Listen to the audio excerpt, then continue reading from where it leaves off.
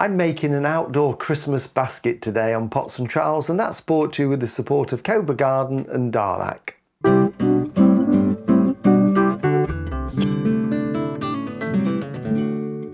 Hello and welcome to Pots and Trowels. Well, today I've come inside. It's only just a short time now before Christmas, so I thought I would make an outdoor decoration that's going to look good over the festive period. And we've done this for the last few years on Pots and Trowels, and you can see what we've done previously on our YouTube channel. Just have a look for it and see what we've been doing. But this year, slightly different.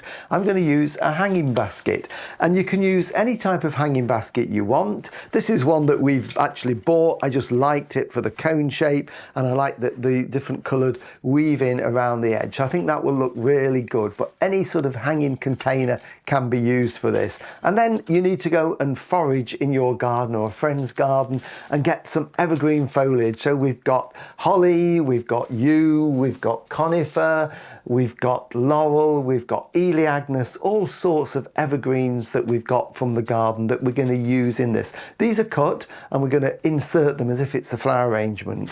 So really simple to do, and then when we've finished it, we'll decorate with a few outdoor baubles, bit of ribbon, some cones and various things like that. So to get started, I'm going to use the basket, and what I'm going to do is, just to make it so I can work on it, if it's got a point, is to pop it in a bucket like that, so it makes it nice and stable. And I've taken the chains off. It makes it so much easier to work on your basket, whether it's planting it for the summer or doing this type of thing, if you take the chains off. And then I've also put a little bit of old polystyrene. We all get polystyrene in packaging, just a little bit of polystyrene in the bottom. Just take some of the weight, because then I'm going to add some old compost. Now this is compost that's been in planted containers through the summer. It's just going to act as a carrier to give a bit of sort of anchorage to the stems as we push them in. So this is taken out of old baskets and containers that I'm recycling for the garden. You could use scrunched up chicken wire if you've got it. I don't like using a lot of the floor foams, the plastic ones, for the microplastic problem, but crunched up chicken wire is ideal, but this also works very well. And because this is moist and we're pushing the stems in, it helps to keep them fresh over the coming weeks like that. And that's it. Really simple to get started. So what we're going to do then is push our foliage in. Now I'm going to cheat a little bit, because I've got 3 young trailing ivy plants.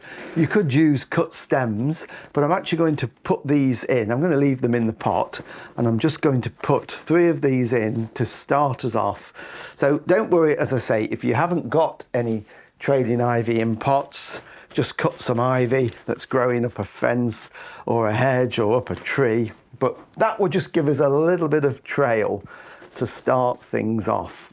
And then it is literally sky's the limit, and we can get really inventive with it. Now, I do want to mention one other thing before I get immersed in all this foliage. Next week's Pots and Trowels, I want to answer some gardening questions. So we're going to sit down, cup of tea, and answer your questions. So please, if you've got any questions, drop them on Facebook or send us a message of any type, or any way to get a message to us with your question, and we'll get through as many of them as we can next week. And I'll remind you at the end as well, and we'll do a separate little video to remind you. But we need your questions, otherwise I can't answer them. So, foliage. Easy to do. I'm going to start with some pieces of conifer.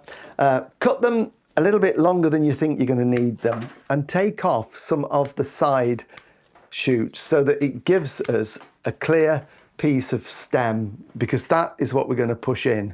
And then you can just basically go round and push various pieces of foliage in all the way round like that. And we want to try and make it, if we can get anything that is naturally leaning over. I've got some tree ivy here, which is great, so that will do perfectly for that, because that is wanting to cascade over the side.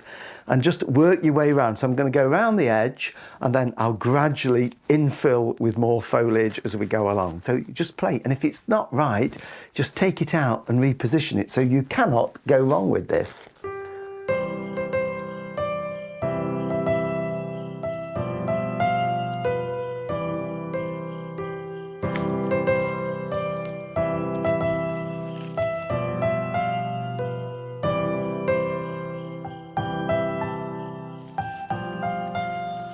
once you've got a layer around the edge that's sort of cascading out a little bit, then you can start to build a little bit more height and dome it up a little bit into the center. So again, it's just playing around with the different colors and the textures. If you cut them with a point on, it also makes them that little bit easier just to push in.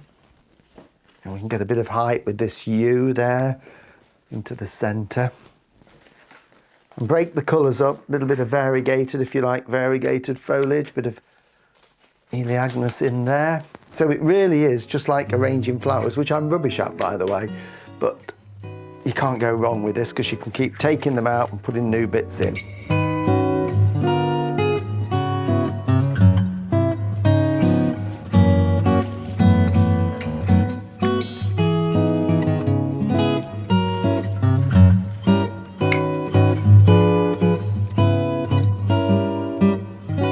And of course, you know, keep turning it round to have a look at it so that it's fairly even all the way round and you've got an even distribution of the foliage.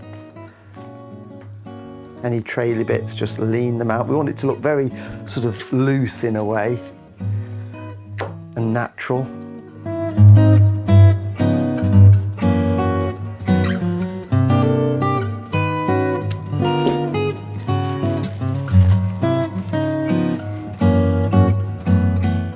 I've also got some lovely coloured stems. These are dogwoods, one with a really deep red stem, because all different colours you can get. And these will just add a little bit more colour. So I'm just going to stick a few of these in as well. I just need to cut them to length. I want them to sort of look a bit spiky, just a little bit long still. And just push them down like that, just to add that extra texture and height in there. It's always better to cut off the bottom. If it's too long, don't be tempted to cut the top out because it just doesn't look natural if you cut the top out. So just push them in like that. So I'm just going to put maybe half a dozen of those evenly around it just to give that spiky feel to it.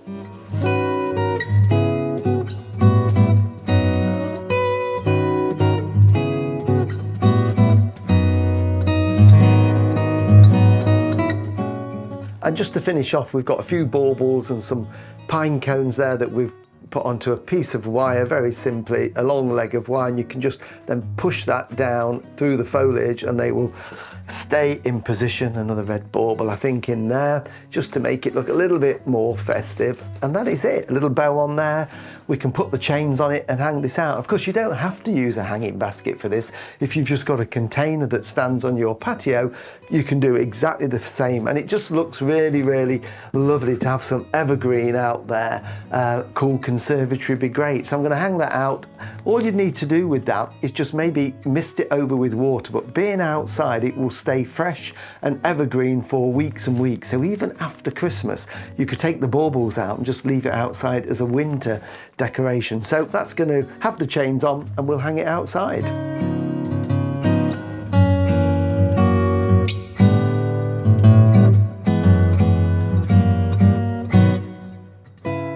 So there we go, hanging outside so we can enjoy it over the coming weeks. And don't forget, you can also follow us with our weekly podcast, the Pots and Trowels podcast, that's available on your usual provider. I know, I'll get my sister, who is a gardener, she'll come down. I enjoyed getting mucky. I think that was it. And next week, we're going to answer some of your gardening questions. So please send them in and I'll answer them for you then. So see you then. Bye.